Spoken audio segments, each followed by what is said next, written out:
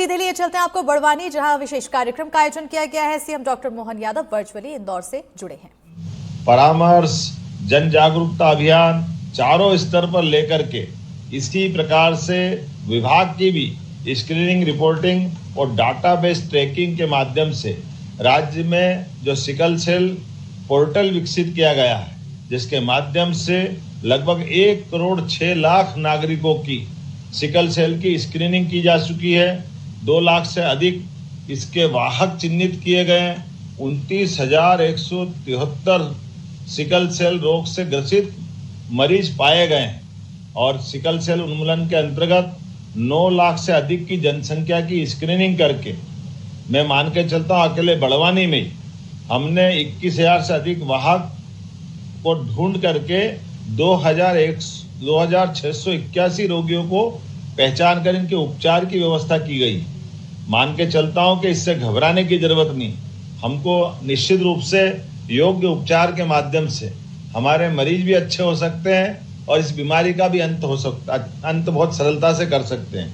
आज बदलते दौर में जिस प्रकार से अपने प्रदेश के अंदर सभी व्यवस्थाएं बदली है और बीमारों के लिए भी लगातार हमारे अपने सभी प्रकार के प्रबंधन हो रहे हैं। विकास के मामलों में भी हम लगातार इस दिशा में आगे बढ़ते जा रहे हैं। तो मान के चलता हूं कि आज जागरूकता दिवस के अवसर पर हम अपने सभी प्रकार के इस अभियान के अंतर जोड़ने के सारे आयाम खोलेंगे। खास करके नवजात शिशुओं में सिकल सेल एनीमिया की 72 घंटे के अंदर विशेष जांच के लिए एम्स भोपाल में लेबोरेटरी की स्थापना भी की गई है और हमारी सिकल सेल एनीमिया निगरानी, स्क्रीनिंग, नियंत्रण, रोकथाम ये महात्मा गांधी स्मृति चिकित्सालय इंदौर, भोपाल मेमोरियल अस्पताल एवं अनुसंधान केंद्र में 2 सेंटर ऑफ कॉम्पिटेंस की स्थापना की गई है।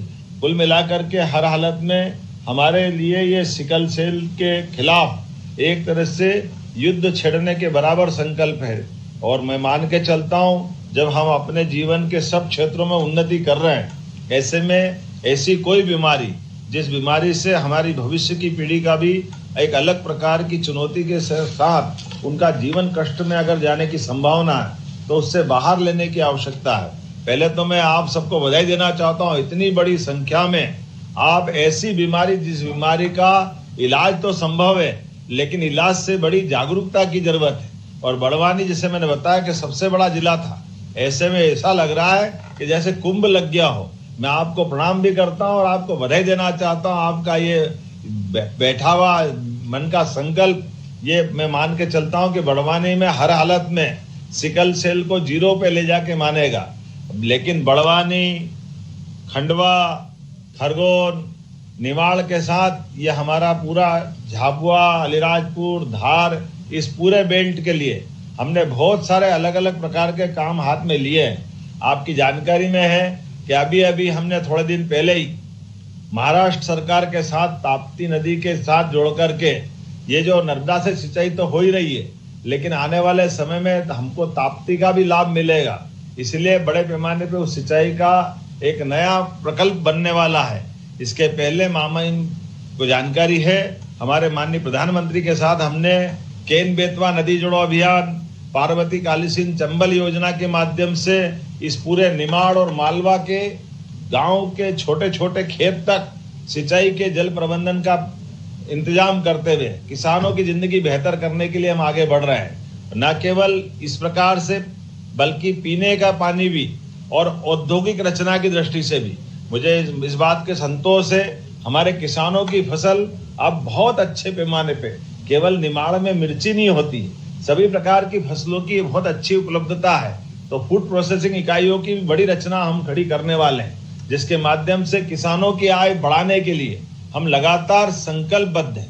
अभी हमने कुछ समय पहले ही कृषि मेले लगाना प्रारंभ किए हैं और कृषि मेलों को लगाते लगाते हम न केवल उन्नत प्रकार के बीज, न केवल हमारे सब प्रकार के कृषि यंत्र, बल्कि अपनी खेतों की मिट्टी का परीक्षण करते हुए भविष्य में यहाँ और कैसी अच्छी फसल से हमारे किसानों की आमदनी बढ़े।